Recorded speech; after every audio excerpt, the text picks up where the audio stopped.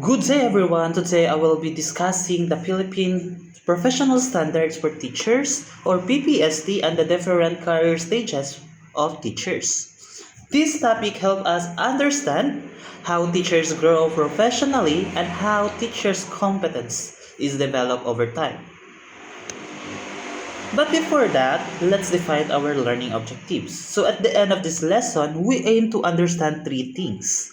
First, the purpose of the PPST. Second, how to identify teacher situations based on career stages.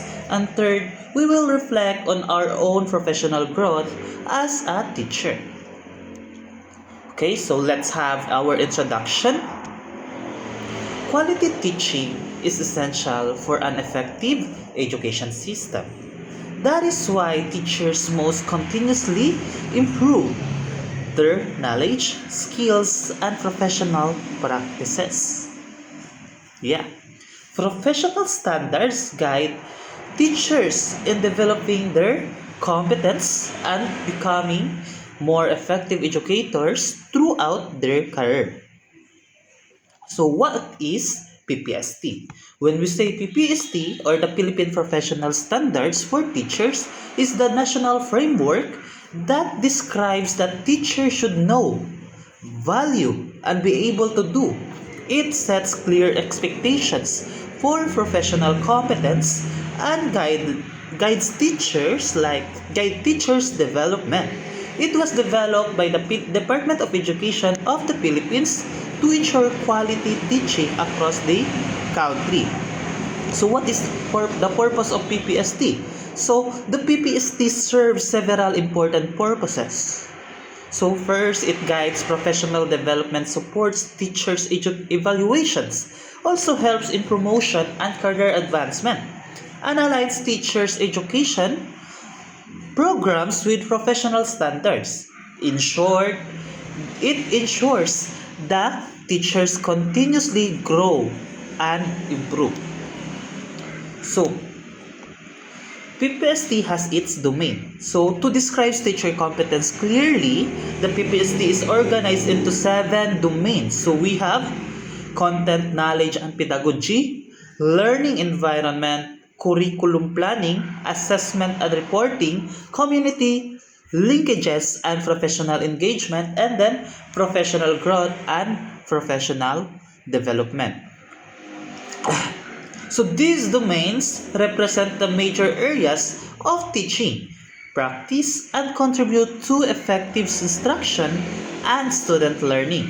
So let's elaborate more the first domain.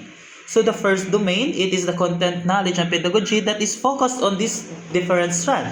First, the mastery of subject content, research-based teaching methods, ICT integration, literacy and numeracy development, critical and creative thinking, language use in teaching, and classroom communication. So these domains focuses on the teacher's mastery of subject, content, and the ability to use effective teaching strategies. It also includes using technology, promoting literacy and numeracy, and developing students' critical thinking skills. So let's move forward to Domain 2.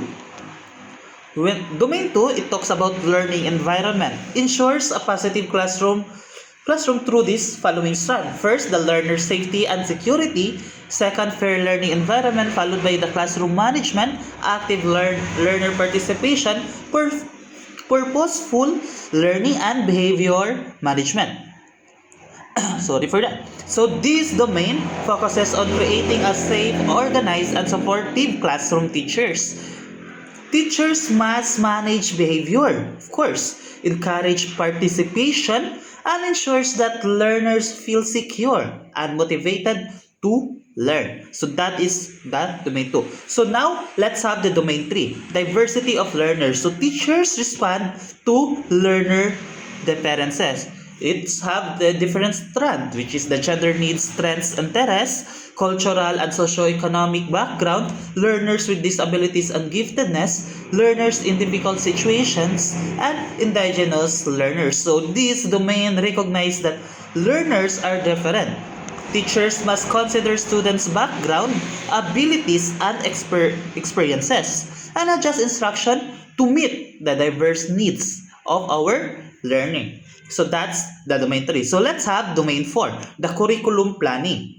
Curriculum and planning. It focuses on the different strand, which is the planning, teaching, and learning, alignment outcomes with competencies, relevant learning programs, professional collaboration, and learning resources and ICT. So this domain focuses on lesson planning and curriculum alignment. Of course, teachers must organize learning activities, set clear objectives, and use appropriate teaching resources to support learning. So that's what domain 4 talks about. So now let's have domain 5. So domain 5 is assessment and reporting. So teacher must follow this different strand.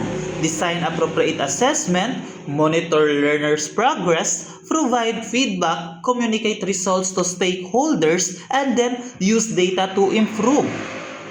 To improve what? The teaching. So this domain highlights the importance of assessing student learning. Teachers must monitor progress, provide feedback, communicate results, and assessment data to improve instruction.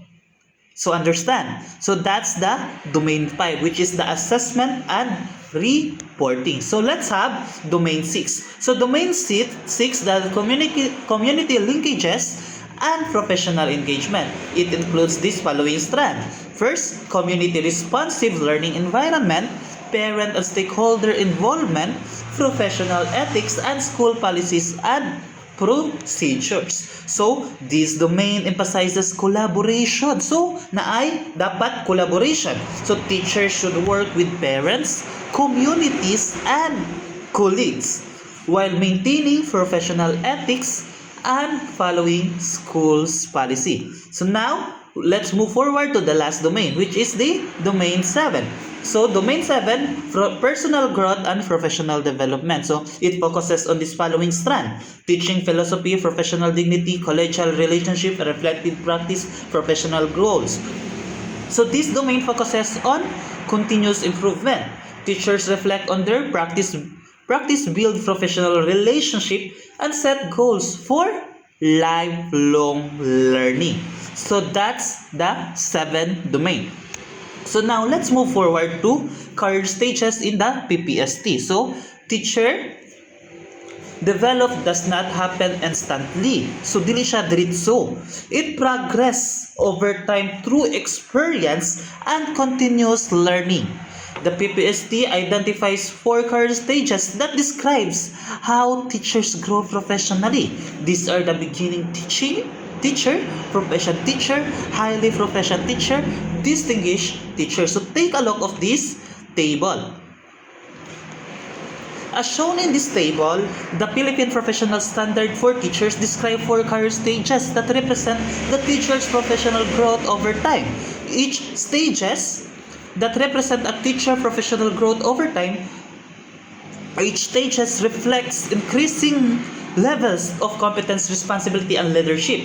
So the beginning teachers are those who have just entered the professions. Of course, they have their required qualification, understand their subject areas, and apply basic teaching strategies. At this stage, they are still developing their practice and often seek guidance from one more experienced teacher. So second, the profession teachers work more independent. They can plan, implement, and manage learning programs effectively. They collaborate with colleagues and continuous improvement. They're teaching through reflection and experience. So third, highly professional teacher demonstrate advanced teaching skills and deep understanding of the learning process. They support the mentor other teachers, solve complex teaching challenges, and actively contribute to improving professional practice. And finally, distinguished teachers represent the highest level of the professions. They are recognized leaders in education who influence others, initiate collaboration, and create meaningful impact on students, colleagues, and the wider education community. Overall, this table shows that teachers develop is continuous journey from learners the basic to leading educational improvement. So any questions or further clarification? So there is none. So let's have our conclusion. So to sum up, the PPST provides a clear framework for teacher competence and career development. It supports lifelong learning and helps teachers become more effective in shaping learner and society. So that's the PPSD and career stages. So this is my references, and hope you learned something today, and I am blessed that I was able to share this information with you, and I hope you've gained something. That's all, and thank you.